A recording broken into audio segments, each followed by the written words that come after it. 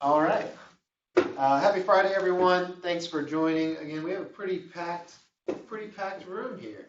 Maybe it's just because everybody's working on it today. I don't know. It's great to Welcome see to you. another community demo, community sync for PWA Studio.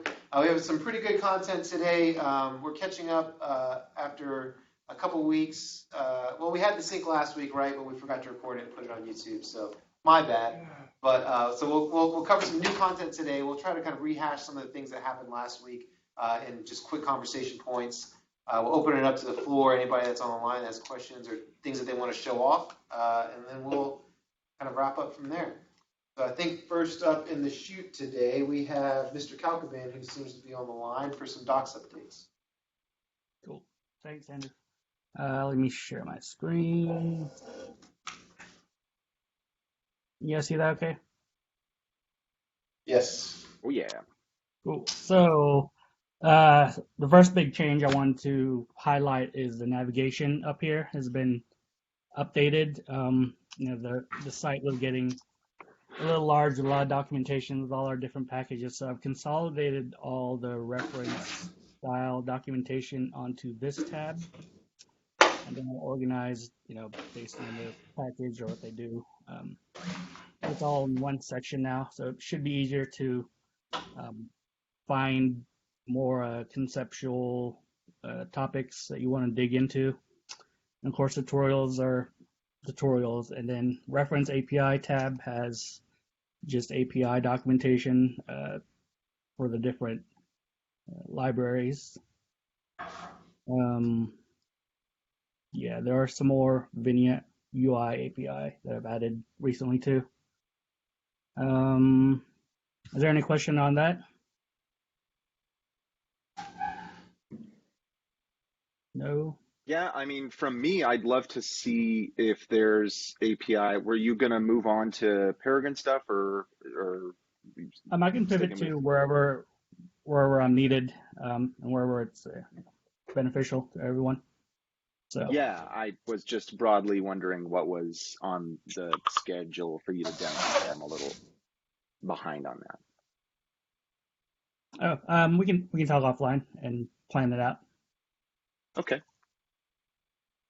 The other thing I wanted to bring up was Page Builder team has been, they've merged their Page Builder components, and the documentation can be found on a fork from their tech writer, and it's in this URL. So if you're watching this recording, you can just visit this, and they have a little tab right here that you can read, preview the Page Builder documentation that their tech writer has written. Does anyone have any questions on that?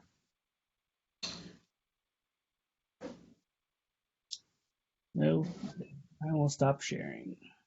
Do you have to, when you said it's on a fork right now, when will it go in real documentation site? Probably when we release the next release, when it's part of the release. Okay. Yeah, that makes sense. Yeah. We don't normally publish documentation that on unreleased features, so this was a workaround to make available to people who want to preview Page Builder, because I know it's such a big topic and feature that people wanted. So. Absolutely. All right. Thanks, James, for the docs updates. Any questions for James? Any thoughts for James? Thoughts? I don't know. Random thoughts. I think it was nice. Yeah, there you go. That's a good thought. Okay. So I think next we have Jimmy on the line to talk about filter modals. Yeah, one sec.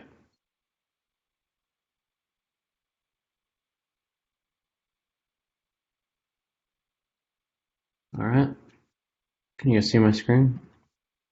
Yep. Cool. Okay, so we're just going to look real quick at a couple of the new talons coming through. So first up, we got filter modals. Filter modals was contributed from community, came from Adrian. Written right before we did all the changes over to talons inside of Peregrine. So we went back after all the others and made a talon for filter modals. So this is following the same pattern we've seen before. Basically all the logic for the enclosing component is in the main one, and then we have a few other talons for some of the subcomponents within the filter modal if people are trying to customize something within it. So for the filter blocks, for the filter state model. So go see what that looks like now. Some minor visual updates to that as well in the process, and small performance tweaks. So same filter as before, accordion style with swatches that are the same as the product page.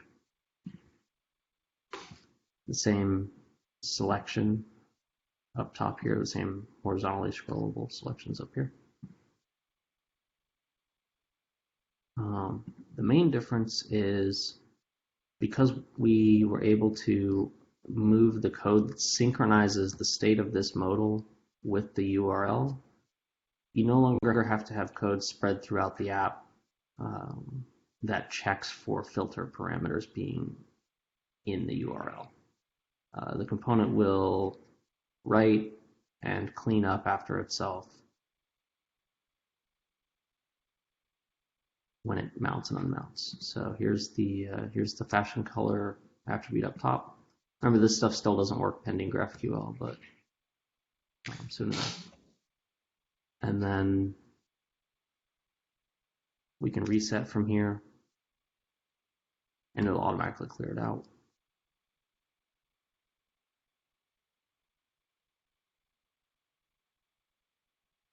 And when we reopen the filter, of course, the selected filters are still there. The state of this modal is preserved. So this acts and operates a lot like the other drawers that we have in the app as well now. Other than that, just minor visual stuff should be easier to extend now. And then coming down the pipe, also have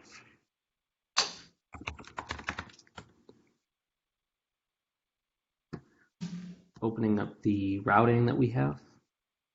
We'll also have a talon coming up pretty soon here. So the Magento route that's normally kind of internal to Peregrine, translate that into a talon, move its side effects out of lifecycle stuff into an effect,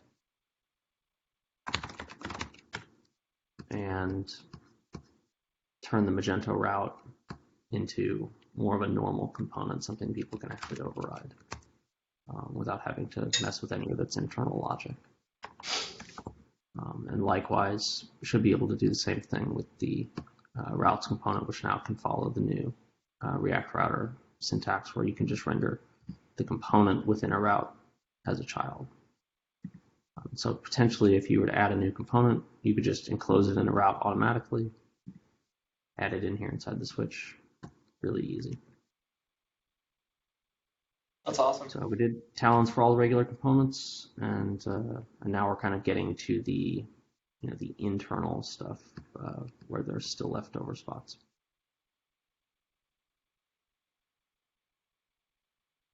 All right, who's next? I think it's unless there's any questions for Jimmy there, let's pause really quickly for that.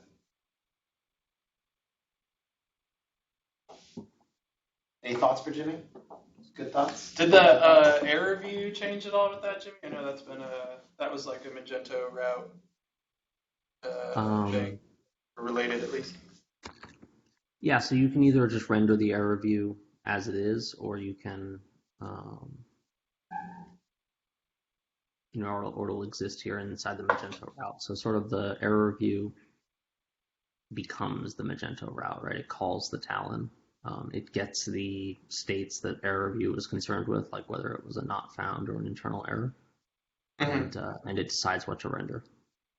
So it's basically taking the error view thing and adapting it to the same pattern we use everywhere else. get state back from the Talon, decide what to render. Cool. All right, great. Thanks, Jimmy. Next up, we have either Stephen or Andy. You guys can fight it out. Oh, Do I go first or second? I guess it's your call. It's your call. Oh, you wanted to go first. What a guy. What a guy. All right. I'm going first because his demo is a lot cooler than mine. We talked about it before this. So I was just going to demo a few things that. Sorry. Cool.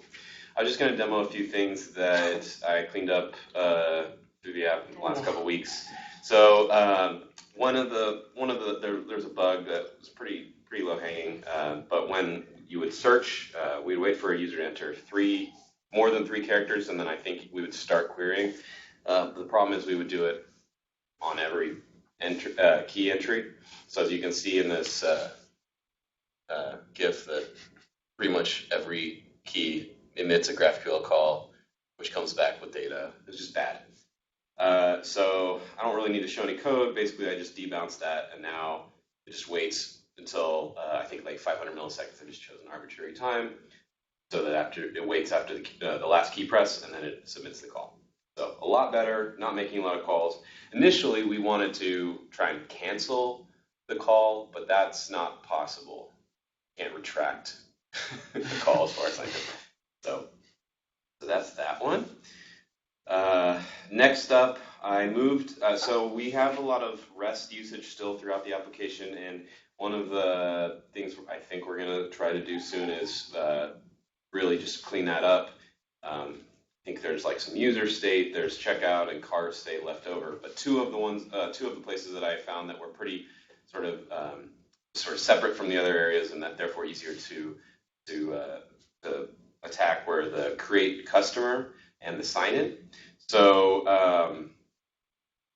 this actually came from a bug that we had or feature request that was the email validation wasn't really accurate for creating an account. It would just display an error occurred.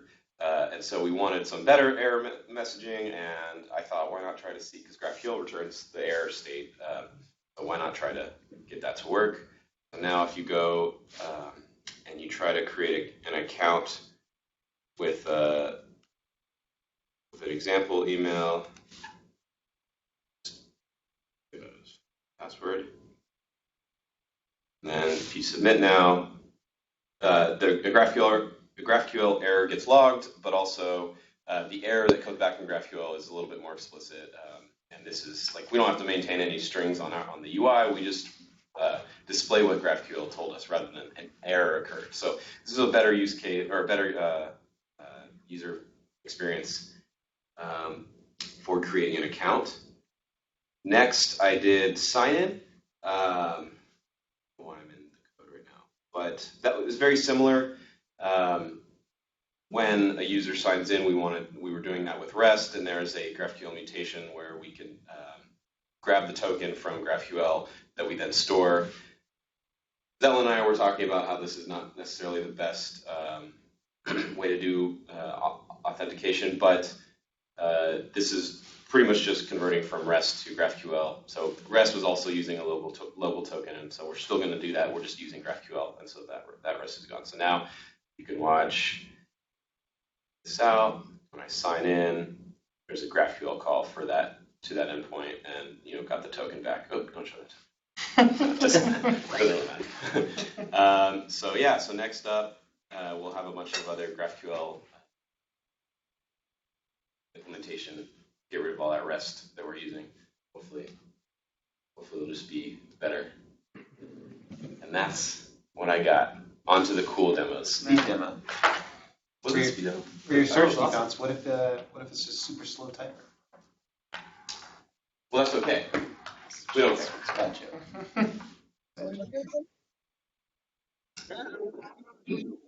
Any questions?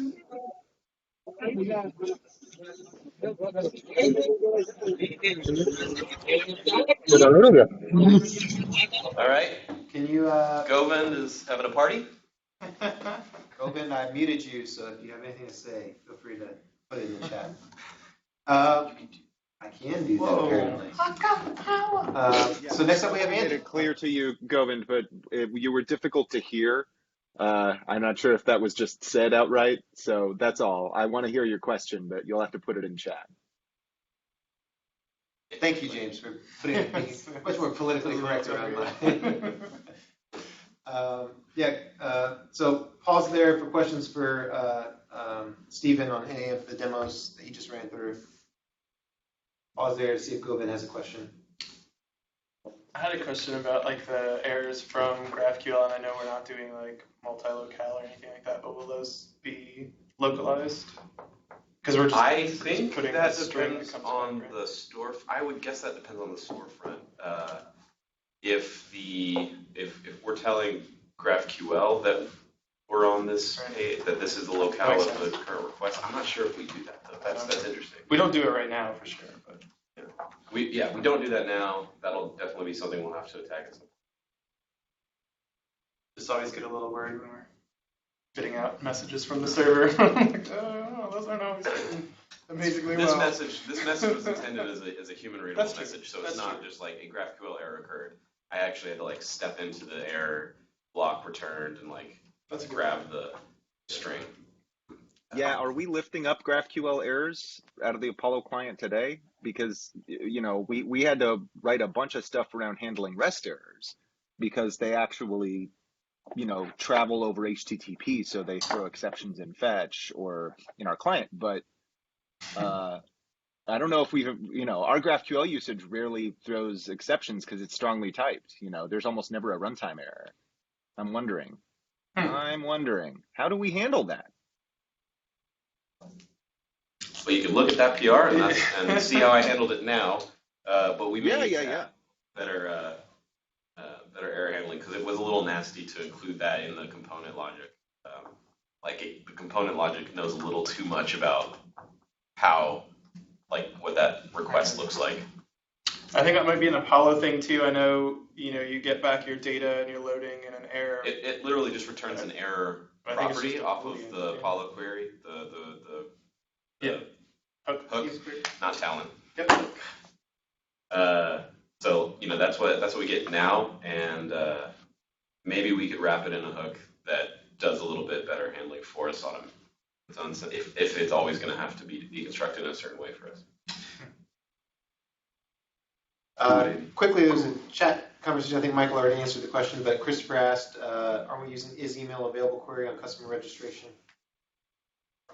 No. Definitely not, yeah. I'm not sure if we were before, but the actual GraphQL query. So that was something I looked into when I wrote this, but it didn't seem necessary in this case because we submit the form all at once anyways. So it would be like a step before, like when the user enters their email address and blurs off the field, would we make that request to GraphQL to see if that email is available? But I didn't think it was necessary. I figured we just wait for the submit of the full form and get the error back anyways. Felt like a weird query anyways. Yeah, I think those multiple queries in REST. Hello, everyone. I think it's good we didn't replicate them. Hello, everyone. Hi. Hi. Actually, I have a query. I have started using PWA Studio 4, and I was working on mutation for newsletter things. But the thing is whenever I want to return a response to my component whenever the process is done.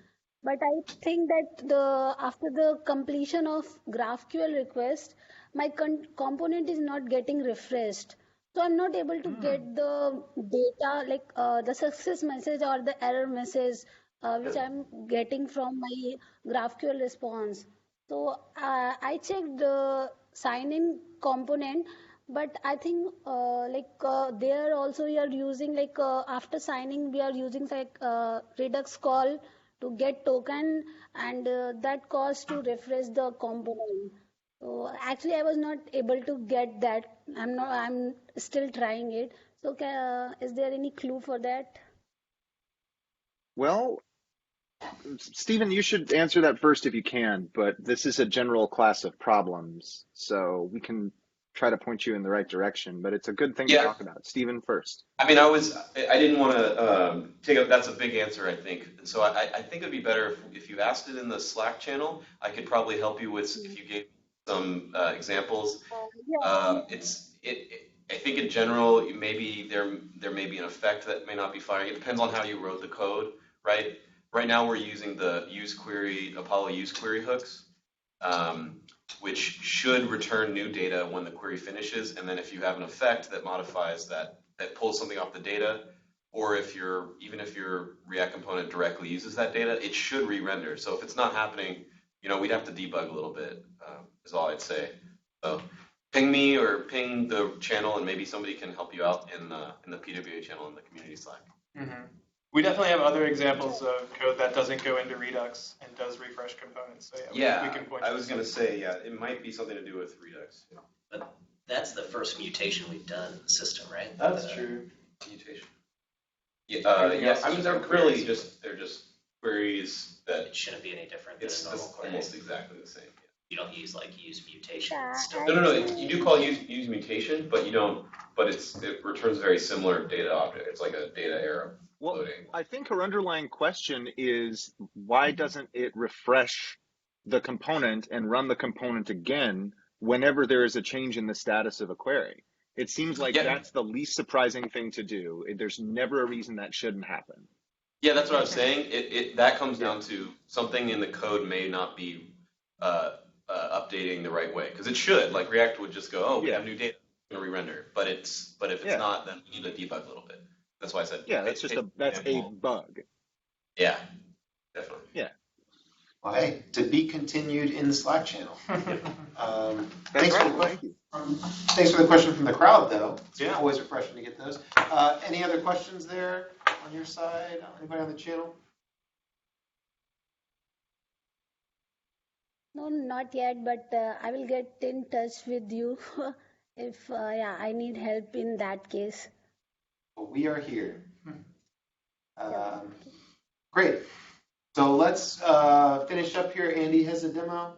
Sure. Yep. We'll finish up there, and then we'll kind of open up for any other more general questions. Where's the share button? It's not showing. It's saying not connected. Here we go. It was loose.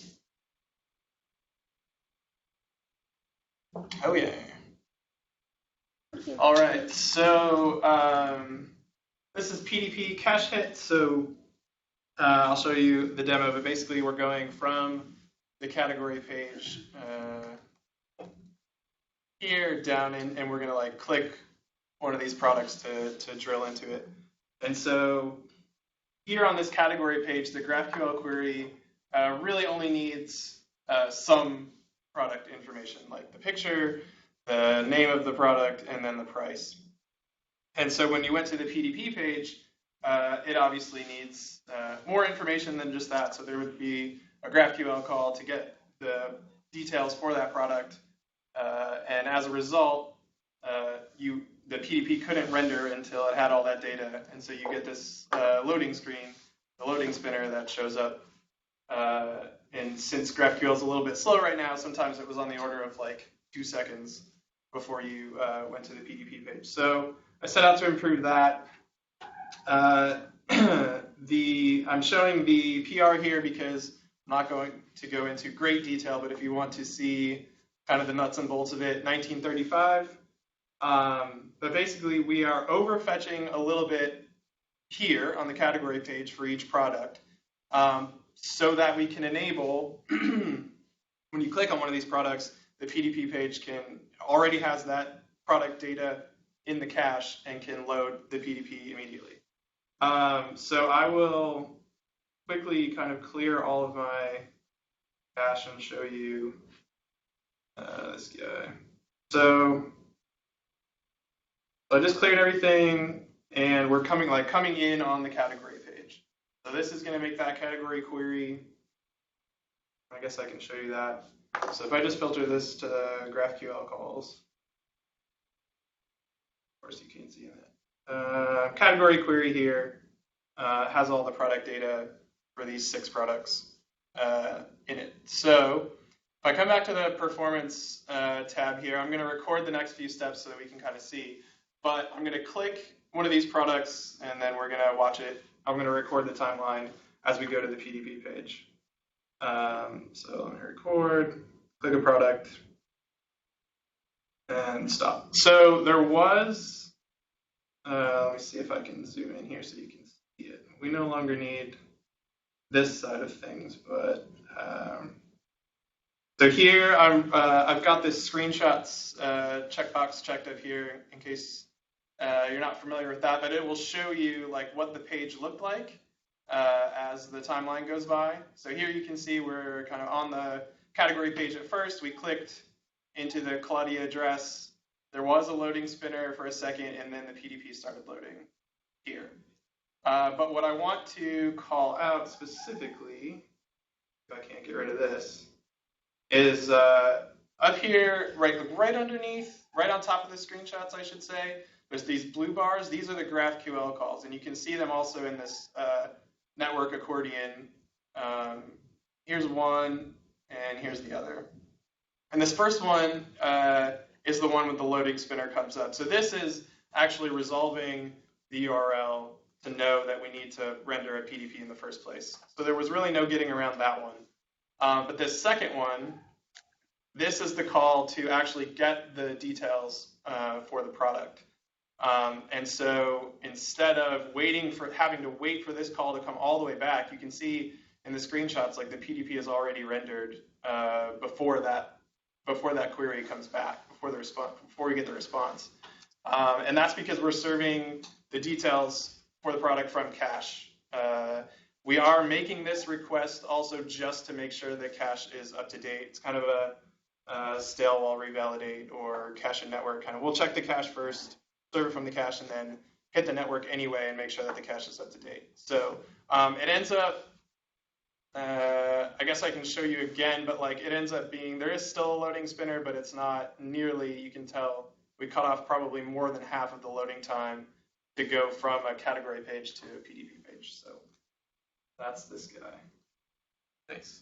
And normally you wouldn't even see the page or the images until after that second GraphQL call is done. We see the blank template or the blank placeholder because the actual image is still being requested, which I think is another PR, right? That's a good point too. With some image caching being done in a later PR, so that will be faster. But like when that's done and this PR is in, loading of a product page should be like very fast. Is there any performance impact the category or the search page by adding this? Yeah, definitely. And that's a lot of the back and forth we had on the PR itself. That's a good question. So yeah, I mentioned we are overfetching details here on the category page. Some other concerns along those lines were like, hey, what if you have more than 6, right? Like, if I have a page that has 20 products on it, now we're really overfetching. Yes, that is a Have concern. you measured the request to see if there's any difference in the timing with it and without it? He was chopping up a little. I didn't hear. Did you measure the requests to show with or without this? Oh. I think you even had it in the PR. Yeah, I think that's all that data is in the PR. You can check that out for sure. It's in a resolved comment but you should still see it. Yeah, Steven was saying it might be in a resolved comment, so you might have to open up some of the comments to find it, but I can link it to you if you want. Thanks. Oops, is that Carlos? That was Carlos. I think that's Carlos, yeah. Robot Carlos? Robot Carlos. That is me. Cool. Beep boop. All right. Any questions for Andy? Thoughts? How do you make it look so easy? I wanted to also point out, so Steven introduced our first mutations, and this one introduces our first fragment. So basically, GraphQL normally, right? Like you would only want to request the data that you need. So I mentioned previously this category page was only requesting product data for the image, the name, and the price. But since we want to kind of share the data that the PDP needs created a fragment to kind of keep those two things in sync, so you don't have to manually keep the queries in sync. But again, if you want more details on that, check out the PR. I didn't know that landed. GraphQL. Yeah. All right, great. Thanks, Andy. So I think that wraps it up for on the internal side for demos. James, I turn it over to you to see if you have anything on your end that you. What is this screen doing? See anything if you have anything on your end that you want to discuss. If not, general opportunity for anyone on the line to jump in. Yeah, I want to yield this time to folks on the line. The senator yields his time. Yeah, I yield my time to the chair. Somebody should have a gavel in these meetings. Ooh. Yeah.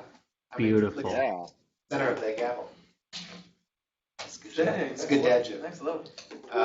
Okay, so yeah, anybody on the line, if you have any questions, feel free to jump in.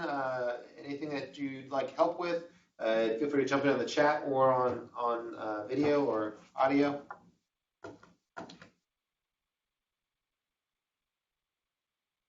Great.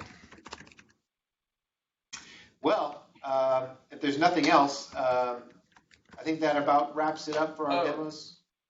Yeah, sorry. I thought you were going to say wraps it up for the meeting.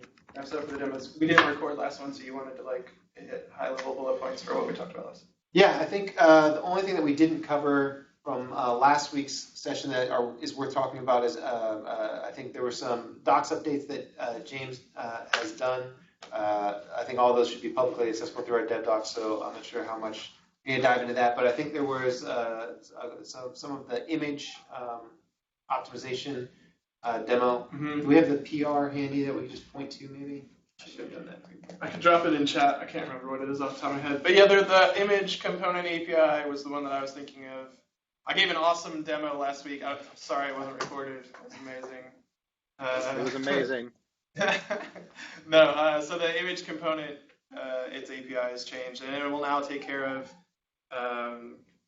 sizes and source sets and placeholder images and all that stuff for you. So a lot of that stuff was copy and pasted throughout the code base, so it kind of consolidates a lot of that logic just in the one image component, which is pretty cool. And there's actually a follow-up PR to that now, which makes the API a little bit easier to work with too, so a little more intuitive. But yeah, that's just the one that I wanted to highlight. Yep, so without demoing that, we'll at least post the PR, both that PR and the follow-up PR in the Slack channel for everyone to follow up on, as well as this recording that we are recording of today's demo. All right, so again, pause one more time for questions, any wrap-up, comments, thoughts? I've got to make that a thing, just random thoughts. Random thought of the day. Mm-hmm. Have a great weekend. Have a great weekend. Yeah. All right, Friday, right? It is Friday. So that's it for us. Onwards and upwards. Don't forget to smash like and subscribe. Honk and subscribe. Honk and subscribe. What else? That's it. Thanks, everyone. Yay. Thank you. Bye. Bye everyone. Bye. Thanks, everyone. Bye.